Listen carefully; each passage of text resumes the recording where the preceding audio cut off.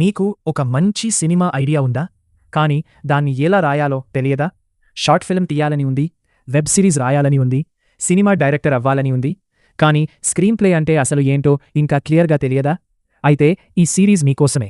ఈ సిరీస్లో బిగినర్ నుంచి ప్రొఫెషనల్ లెవెల్ వరకు స్క్రీన్ ప్లేలో ఉపయోగించే ప్రతి ఒక్క టర్మ్ని మూవీ ఎగ్జాంపుల్స్తో, ప్రాక్టికల్ ఎగ్జాంపుల్స్తో చాలా సింపుల్ తెలుగులో నేర్చుకుంటాం. చాలా మందికి మొదట వచ్చే కన్ఫ్యూజన్ స్టోరీ మరియు స్క్రీన్ ప్లే ఈ రెండూ ఒక్కటే అనుకుంటారు. కానీ అవి అసలు ఒక్కటి కావు. ఒక చిన్న ఉదాహరణ చూద్దాం. నేను ఇలా చెబితే ఒక పేదబ్బాయి తన అమ్మ కోసం చాలా కష్టపడి చివరికి పెద్ద మనిషి అవుతాడు. ఇది కేవలం స్టోరీ అంతే. ఇక్కడ సినిమా ఎలా మొదలవుతుంది, మొదటి సీన్ ఏంటి, ఎవరు ఎప్పుడు మాట్లాడతారు, కెమెరా ఏం చూపిస్తుంది, ఏమీ లేదు. ఇప్పుడు అదే స్టోరీని స్క్రీన్ ప్లేగా మార్చితే ఇప్పుడు చూడండి. మనకు క్యారెక్టర్స్ కనిపిస్తున్నారు, లొకేషన్ తెలిసింది, టైం తెలిసింది, డైలాగ్స్ వచ్చాయి, యాక్షన్స్ వచ్చాయి, విజువల్ వచ్చింది. ఒక లైన్లో చెప్పాలంటే స్టోరీ అంటే ఏం జరిగింది, స్క్రీన్ ప్లే అంటే అది స్క్రీన్ మీద ఎలా కనిపిస్తుంది. ఉదాహరణకు దృశ్యం తీసుకుంటాం. స్టోరీ ఒక్క లైన్లో తన కుటుంబాన్ని కాపాడుకోవడానికి ఒక సాధారణ మనిషి పోలీసులను మోసం చేస్తాడు. ఇది స్టోరీ. కానీ ఆ సినిమా ఎందుకు అంత గొప్పగా అనిపించింది? ప్రతి సీన్ ఎలా పెట్టారు, ఏ క్లూ ఎప్పుడు ఇచ్చారు, ఏ ట్విస్ట్ ఎప్పుడు రివీల్ చేశారు, అదే స్క్రీన్ ప్లే. కాబట్టి ఒక మంచి సినిమా రావాలంటే మంచి స్టోరీ ఒక్కటే సరిపోదు, దాన్ని మంచి స్క్రీన్ ప్లేగా మార్చాలి. ప్రతి సినిమా, ప్రతి వెబ్ సిరీస్, ప్రతి షార్ట్ ఫిల్మ్ ఒక చిన్న ఐడియాతోనే మొదలవుతుంది. అది పెద్ద కథ కాదు, పూర్తి స్క్రిప్ట్ కాదు, కేవలం ఒక ఆలోచన. చాలా గొప్ప కథలు ఒకే ప్రశ్నతో పుడతాయి: ఏమైతే యవుబాయ్. ఉదాహరణకు, ఏమైతే ఒక సాధారణ మనిషి ఒక పెద్ద నేరాన్ని దాచాల్సి వస్తే అదే ఒక సినిమా ఐడియా. ఇంకో ఉదాహరణ, ఏమైతే ఒక ఈగ తన హత్యకు ప్రతీకారం తీర్చుకుంటే. ఈ ఒక్క ఐడియా మీదే గుర్తుంచుకోండి. ఐడియా అంటే సినిమా కాదు, కానీ ప్రతి సినిమా మొదటి అడుగు మాత్రం అదే. ఇప్పుడు థీమ్ గురించి తెలుసుకుందాం. చాలామంది థీమ్ని స్టోరీ అనుకుంటారు, కానీ అది తప్పు. థీమ్ అంటే ఈ సినిమా ద్వారా రచయిత ప్రేక్షకుడికి చెప్పాలనుకున్న ప్రధాన సందేశం. Jersey cinema story. ఒక మాజీ క్రికెటర్ మళ్లీ క్రికెట్ ఆడతాడు, కానీ థీమ్ ఏంటి? తండ్రి ప్రేమకు హద్దులు ఉండవు. అదే థీమ్.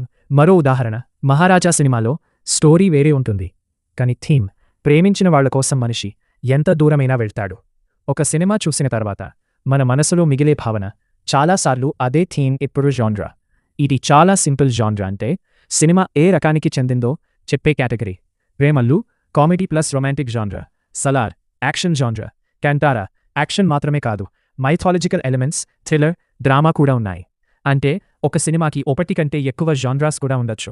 అందుకే స్క్రిప్ట్ రాయడం ప్రారంభించే ముందు మీ జాన్రా ఏమిటో క్లియర్గా తెలుసుకోవాలి. ఎందుకంటే కామెడీలో పనిచేసే సీన్ హారర్లో ప్రయోగించదు. ఇప్పటి వరకు మనం మూడు ముఖ్యమైన విషయాలు నేర్చుకున్నాం. Idea, theme, genre. కానీ ఒక ప్రొడ్యూసర్ మిమ్మల్ని అడిగాడు అనుకోండి, మీ సినిమా ఏంటి? మీ దగ్గర 2 గంటల కథ ఉంటుంది, కానీ మీకు చెప్పడానికి 30 సెకండ్లు మాత్రమే ఉంటాయి. అప్పుడు ఏం చెప్తారు? అక్కడి నుంచే ప్రెమిస్, లాగ్లైన్, సినాప్సిస్ మొదలవుతాయి. ప్రెమిస్ అంటే మీ సినిమా మొత్తం ఏ ఆలోచన మీద నడుస్తుందో చెప్పే కోర్ కాన్సెప్ట్. ఇది పూర్తి కథ కాదు, కేవలం కథకి పునాది. ఈగా సినిమా ప్రెమిస్: చనిపోయిన ఒక వ్యక్తి ఈగగా పుట్టి తన హత్యకు ప్రతీకారం తీర్చుకోవడానికి ప్రయత్నిస్తాడు. ఇది ప్రెమిస్. ఇందులో పూర్తి కథ లేదు, కానీ సినిమా మొత్తం ఏ దిశలో వెళ్తుందో అర్థమవుతుంది.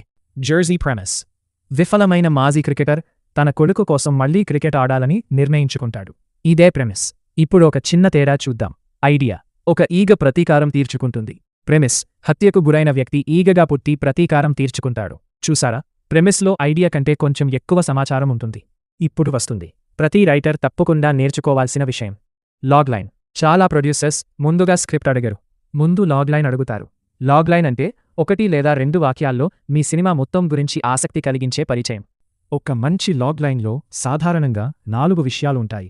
హీరో ఎవరు, వాళ్ల గోల్ ఏంటి, వాళ్లకు ఎదురయ్యే ఆబ్స్టకల్ ఏంటి, విఫలమైతే ఏమి కోల్పోతారు. దృశ్యం లాగ్లైన్ ఇలా ఉండొచ్చు: తన కుటుంబాన్ని కాపాడుకోవడానికి ఒక సాధారణ కేబుల్ ఆపరేటర్ తెలివిగా పోలీసులను ఎదుర్కొంటాడు. ఇది కథని మొత్తం చెప్పదు, కానీ చూడాలనే ఆసక్తిని కలిగిస్తుంది. చాలామంది లాగ్లైన్లోనే క్లైమాక్స్ కూడా చెప్పేస్తారు. అది తప్పు. లాగ్లైన్ పని సినిమా మొత్తం చెప్పడం కాదు. ఇప్పుడు సినాప్సిస్. ప్రొడ్యూసర్కి లాగ్లైన్ నచ్చింది. అప్పుడు ఆయన చెప్తారు, సరే సినాప్సిస్ పంపండి. అంటే ఏమిటి? సినాప్సిస్ అంటే మీ సినిమా మొత్తం కథని 2 నుంచి 5 పేజీల్లో సంక్షిప్తంగా రాయడం. ఇందులో బిగినింగ్, మిడిల్, ఎండింగ్ అన్నీ ఉంటాయి. జెర్సీ సినాప్సిస్లో హీరో ఎవరు, ఎందుకు క్రికెట్ వదిలేశాడు, ఎందుకు మళ్లీ మొదలుపెట్టాడు, చివరికి ఏమైంది అన్నీ సంక్షిప్తంగా ఉంటాయి. చాలామంది ఈ 4 టర్మ్స్ని కలిపేస్తారు, కానీ ఇప్పుడు మీకు తేడా క్లియర్గా అర్థమై ఉంటుంది. ఇప్పటి వరకు మనం idea, theme, genre, premise, logline, synopsis నేర్చుకున్నాం. కానీ ఇవన్నీ కాగితం మీద ఉన్న పదాలు మాత్రమే. వాటిని సినిమా రూపంలోకి మార్చేది సీన్. సినిమా అనేది ఒక పెద్ద కథ. చిన్న చిన్న భాగాలుగా విభజించబడుతుంది. ఆ భాగాలనే సీన్స్ అంటారు. ప్రతి సీన్కి ఒక పర్పస్ ఉండాలి. ఏ సీన్ అయినా కథను ముందుకు తీసుకెళ్లాలి, లేదా క్యారెక్టర్ గురించి కొత్త విషయం చెప్పాలి. ఒక సీన్ తీసేసినా కథలో ఎలాంటి మార్పు రాకపోతే ఆ సీన్ అవసరం లేదు. బీట్ అనే పదం కొత్త రైటర్స్కి మొదట కొంచెం కన్ఫ్యూజింగ్గా ఉంటుంది, కానీ ఇది చాలా సింపుల్. ఒక సీన్లో క్యారెక్టర్ భావోద్వేగం లేదా సిచ్యువేషన్ మారిన ప్రతిసారి అది ఒక కొత్త బీట్. ఇది మొత్తం ఒకే సీన్, కానీ ఇందులో 5 బీట్స్ ఉన్నాయి. ప్రతి బీట్ ఎమోషన్ని మార్చుతోంది. ఇప్పుడు సీక్వెన్స్, ఇది చాలా ముఖ్యమైన పదం. ఒకే లక్ష్యం కోసం కలిసి పనిచేసే చాలా సీన్స్ని ఒక సీక్వెన్స్ అంటారు. ఉదాహరణకు హీరో కొండ ఎక్కే భాగం, అందులో చాలా సీన్స్ ఉంటాయి, కానీ అవన్నీ కలిపి ఒకే సీక్వెన్స్, ఒకే బీట్. చిన్న మార్పు, చాలా బీట్స్ కలిసి ఒకే సీన్, చాలా సీన్స్ కలిసి ఒకే సీక్వెన్స్, చాలా సీక్వెన్సెస్ కలిసి ఒకే సినిమా. ఇప్పుడు స్క్రీన్ ప్లే మొత్తం ఎలా నిర్మించబడుతుందో చూద్దాం.